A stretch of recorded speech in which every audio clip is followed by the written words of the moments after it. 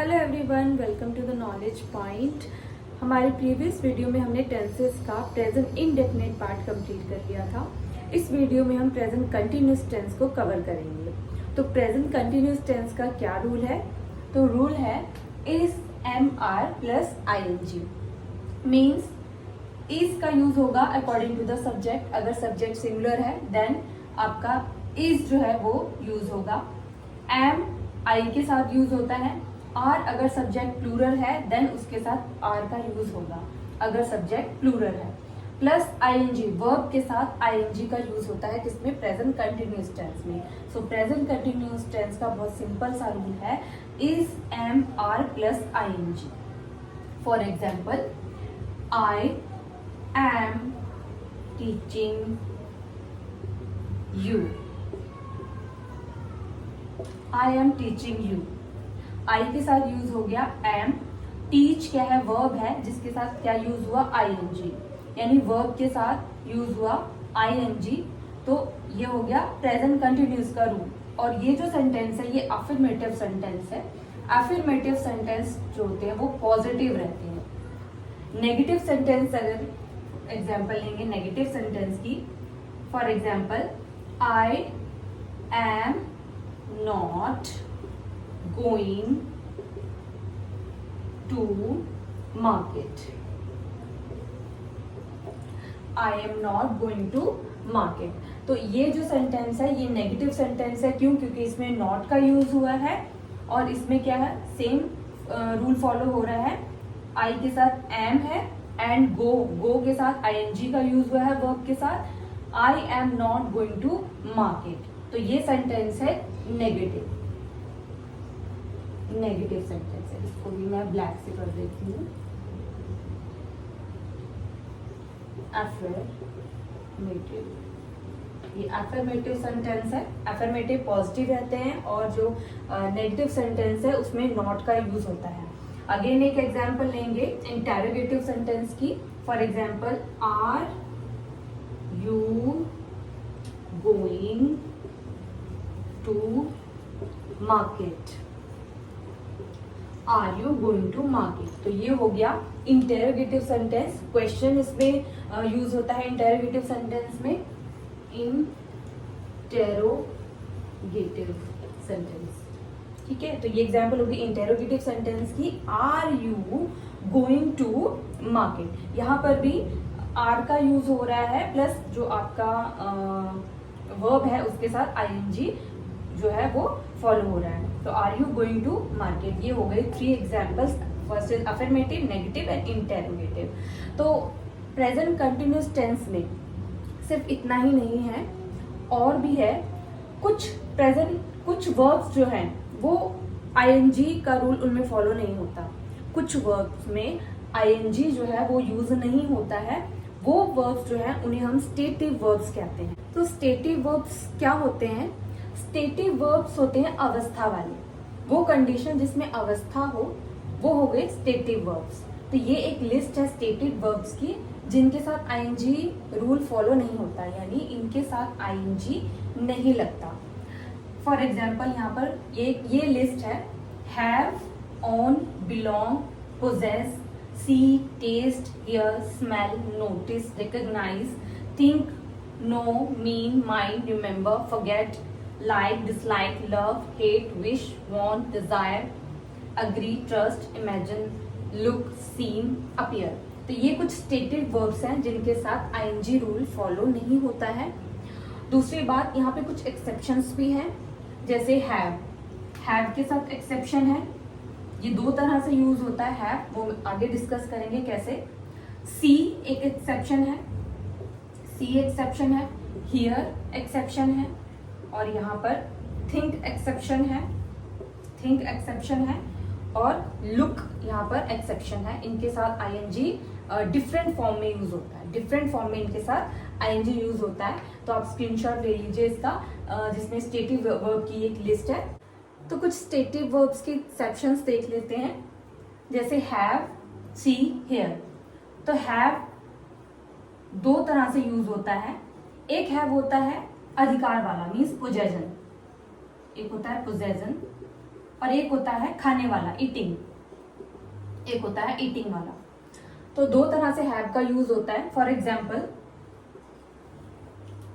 She is having a black dress, she is having a black dress.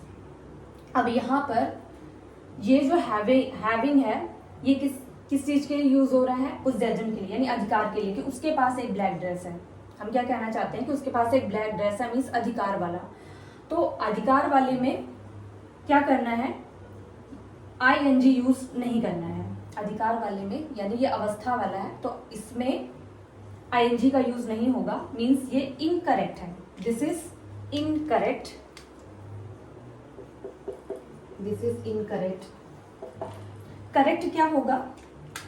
Correct होगा she has a black dress, she has a black dress, ये हो जाएगा correct, ये है correct. She has a black dress, ये होगा correct. और she is having a black dress, अवस्था वाला है, तो इसके साथ आईएनजी यूज नहीं होगा, इसके साथ होगा she has a black dress, simply. Next, अगर मैं ईटिंग की बात, इन दैट केस अगर हैव को ईटिंग पर्पस के लिए यूज किया जाए, हैव ईटिंग पर्पस के लिए यूज किया जाए, तब क्या होगा? Example, they are having lunch, they are having lunch, या आई एम हैविंग लंच, मैं खाना खा रही हूं, मैं खाना खा रही हूं। तो खाने वाला है, ये खाने वाला है, तो खाने वाला अगर हैव है तो उसके साथ आईएनजी यूज होगा। दे आर हैविंग लंच, तो हैव अगर पोजेशन वाला है तो उसके साथ आईएनजी यूज नहीं होगा। अगर ईटिंग वाला है, खाने वाला है, तो उसके साथ। तो the next stative verb is see. See भी दो तरह से यूज होगा, एक सी होता है देखने वाला और एक सी होता है मिलने वाला, मीन्स टू मीट। अब जो देखने वाला है सी, वहां पर आईएनजी का यूज नहीं होगा।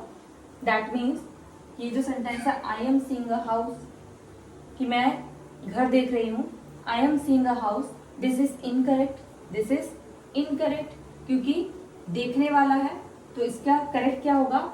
I see a house, this is correct, this is correct. I see a house, देखने वाला है, आईएनजी का यूज नहीं होगा। श्योर है कि अगर आईएनजी यूज नहीं है तो उसके साथ इज एम आर भी यूज नहीं होगा। अगर आईएनजी यूज हो रहा है तब ही आपको इज और इज एम आर का यूज करना है। आईएनजी यूज नहीं हो रहा है तो इज एम आर का यूज भी नहीं होगा। I see a house, that is the correct. अगर बोलना है मैं घर देख रही हूं, तो I am looking at the house. Looking भी दो तरह से होता है, एक होता है देखने वाला और एक होता है लगने वाला। एक होता है लुक लगने वाला और एक लुक होता है देखने वाला। तो I am looking at the house, मैं घर की तरफ देख रही हूं, I am looking at the house. अगर मुझे आईएनजी का यूज करना है सी में, तो वो कैसे होगा? He is seeing me today. अब यहाँ पे जो सीइंग है वो है मिलने वाला, टू मीट, यानी कि वो मुझसे मिलेगा। ही इज, वो मुझसे आज मिलेगा, तो he is seeing me today. यहाँ पर जो सीइंग है वो मिलने वाला है। दो तरह के सी, एक देखने वाला है, एक मिलने वाला है। तो यहाँ पर जो यूज हो रहा है he is seeing me today, means यहाँ पर मिलने वाला है। He is seeing me today, यानी कि वो मुझसे आज मिलेगा। तो ये हो गया। नेक्स्ट स्टेटिव वर्ब है हियर। हियर भी दो तरह से यूज होता है, एक होता है सुनना, एक होता है सुनना और एक हेयर होता है सुनवाई। सुनवाई, सुनवाई को हम कहते हैं हियरिंग। सुनवाई मीन्स हियरिंग। सुनवाई यानी कि जो कोर्ट में होती है सुनवाई, तो उसको हियरिंग बोलेंगे। तो उसके साथ आईएनजी आएगा। जो सुनने वाला है उसके वो सिर्फ हियर रहेगा, उसके साथ आईएनजी का यूज नहीं होगा। यानी ये हो गया अवस्था वाला स्टेटिव वर्ब, और ये है कोर्ट में जो सुनवाई होती है वो वाला हियरिंग। अब for example he is hearing me, he is hearing me मतलब वो मुझे सुन रही है, नहीं ये गलत है, इनकरेक्ट, ऐसे नहीं आएगा ये, दिस इज रॉन्ग।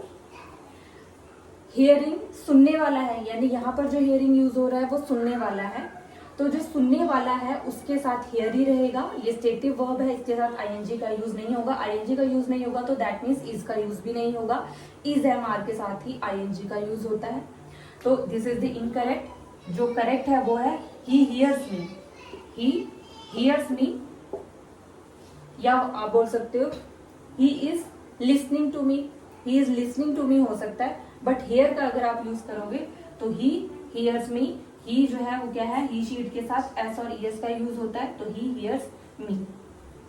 अब सुनवाई वाले के लिए एग्जाम्पल क्या है, द जज इज हेयरिंग द केस, ये करेक्ट है, ये करेक्ट है, द जज इज हेयरिंग द केस, जज जो है कोर्ट की सुनवाई कर रहा है, तो जज is hearing the case. That is all about the present continuous tense. Hope you like the video. Next video में हम प्रेजेंट परफेक्ट टेंस कंटिन्यू करेंगे with detail study. Thank you for watching.